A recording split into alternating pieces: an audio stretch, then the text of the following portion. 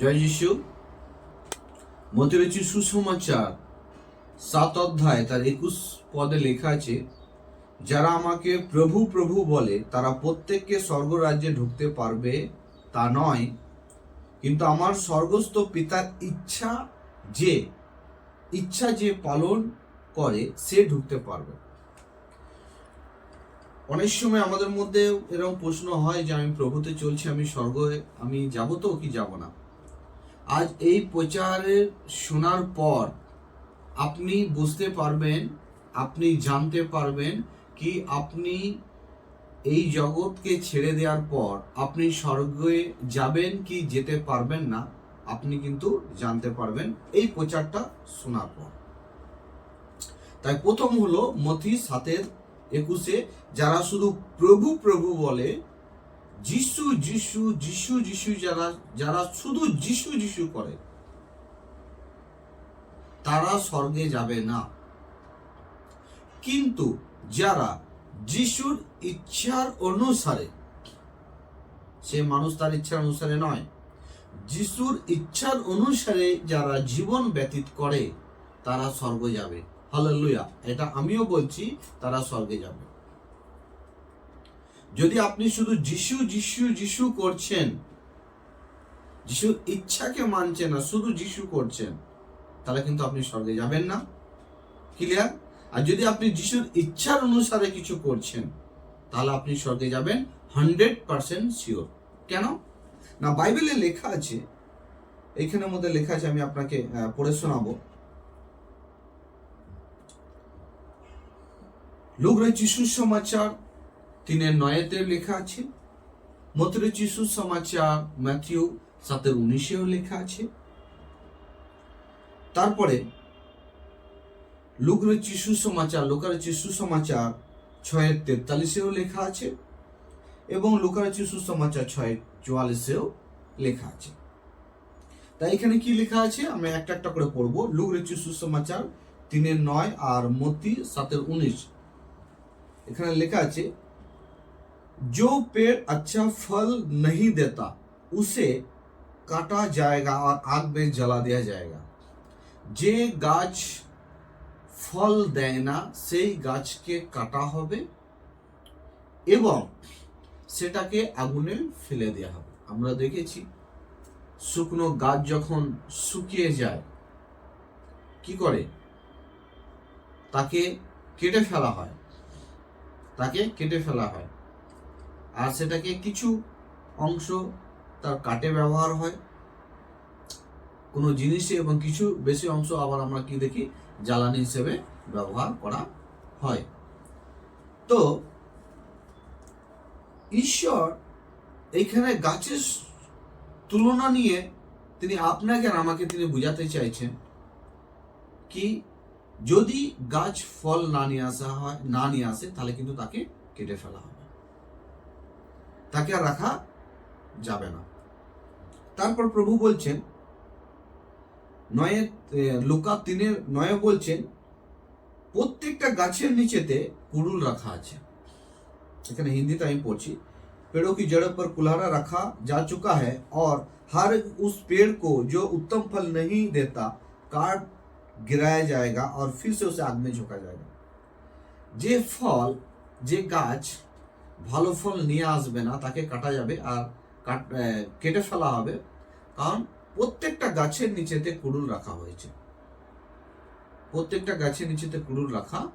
হয়েছে। তাই ঈশ্বর তিনি মানুষকে তৈরি করেছেন ফল নিয়ে আসার জন্য। কি নিয়ে আসার জন্য? ফল নিয়ে আসা। এই যে এত বড় একটা জগৎ, এত বড় একটা দুনিয়া, ঈশ্বর তিনি চান তার ইচ্ছার অনুসারে মানুষ কর্ম করুক, তার ইচ্ছার অনুসারে চলুক, তিনি যে ফল তিনি নিয়ে আসতে বলছেন সেটা করুক। আর আমরা জানি যদি আমরা ঈশ্বরের ইচ্ছা অনুসারে যদি আমরা চলবো, তাহলে জীবনে কি কোনো জায়গায় আমরা ফেল হব? কি মনে হয়? জীবনে কিন্তু আমরা কোনো জায়গায় ফেল হব না। না তো এত রোগে ভুগবো, না তো এত ডিপ্রেশনে ভুগবো আমরা, না তো এত আমরা চিন্তিত হব, না তো এত আমাদের হাই হাই করতে হবে। কিন্তু যখন ঈশ্বরের ইচ্ছার অনুসারে নেই আমরা, তখন কিন্তু অনেক ডিপ্রেশনে, অনেক চিন্তা, অনেক রোগের মধ্যে এবং আমাদের করে ভুগতে হয় বা ভুগছি। তা প্রভু ঈশ্বরের সন্তান হচ্ছে মানুষ, উনি হচ্ছেন আমাদের বাবা, উনি হচ্ছেন আমাদের বাবা। তো উনি চান কি আমরা যাতে ফল নিয়ে আসি। কি নিয়ে আসি? ফল নিয়ে আসি। আর যদি আমরা ফল না নিয়ে আসি তাহলে কিন্তু আমাদের ঘরে কি করবে? উনি মেরে ফেলবে। এটা তিনি বলতে চাইছেন। তাহলে ফল যদি আমরা না নিয়ে আসি তাহলে এটা শিওর কি আপনি স্বর্গে যাবেন না, আমরা স্বর্গে যাব না, এটা কিন্তু শিওর। ফল যদি না নিয়ে আসি আমরা কিন্তু স্বর্গ যাব না। আর যদি ফল নিয়ে আসি তাহলে সেই গাছটা কি কাটবে? যদি কোনো গাছ আপনাকে বছরের পর বছর যদি ফল দিতেই থাকে তাহলে আপনি কি সেটা কেটে ফেলার চিন্তা করবেন? কখনোই আপনি চিন্তা করবেন না। প্রত্যেক বছর সে কি হচ্ছে? ফল দিচ্ছে, সেখান থেকে আপনার লাভ হচ্ছে। তো ঈশ্বর যে মানুষকে তিনি তৈরি করেছেন, ওনারও একটা লাভ চায়। ওনার লাভ হচ্ছে আমরা যাতে ফল নিয়ে আসি। আর আমরা যদি ফল নিয়ে আসছি তাহলে কিন্তু আমরা স্বর্গে যাব। আর আমরা যদি ফল নিয়ে আসছি না তাহলে কিন্তু আমাদের ঘরে ঈশ্বর তিনি কি করবেন? মেরে ফেলবেন, আমাদের ঘরে মরে যেতে হবে, নরকের আগুনে তিনি ফেলে দেবেন। তাই এখানে তিনি গাছকে তুলনা করে বলছেন, যে গাছে ফল দেবে না সেটাকে কেটে ফেলা হবে, যে গাছ ফল দেবে সেটাকে বাঁচিয়ে রাখা হবে।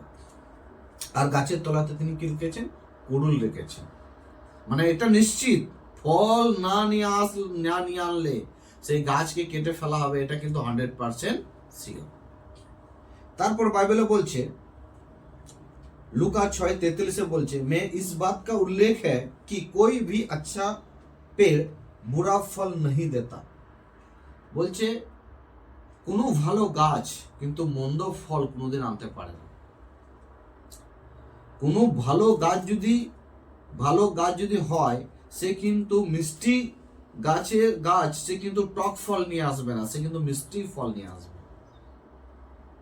মিষ্টি গাছ মিষ্টি ফল নিয়ে আসবে, সে কিন্তু টক ফল নিয়ে আসবে না, খারাপ ফল নিয়ে আসবে না। ঠিক প্রভু তিনি এটা বোঝাতে চাইছেন, একজন ভালো বিশ্বাসী, একজন ভালো তার সন্তান, সে কিন্তু ভালো ফলে নিয়ে আসবে, সে খারাপ ফল নিয়ে আসবে না। যদি সে ভালো হয় তাহলে ভালো ফল নিয়ে আসবে, আর যদি সে খারাপ হয় তাহলে সে কিন্তু খারাপ ফলই নিয়ে আসবে। তাহলে ফল যদি জীবনে নেই, আনছি না, ফল যদি গাছ যদি ভালো ফল নিয়ে ধরছে না, তাহলে সেটাও কেটে ফেলা হবে, সেটাকে সরিয়ে দেওয়া হবে, সেটাকে আগুনে ফেলে দেওয়া হবে। ঠিক সেভাবে যদি আমরাও ফল না নিয়ে আসি তাহলে তিনি কি করবেন? সেই দ্বিতীয় মৃত্যুতে আমাদের করে ফেলে দেবেন, আমাদের করে তিনি নরকের আগুনে ছেড়ে দেবেন তিনি।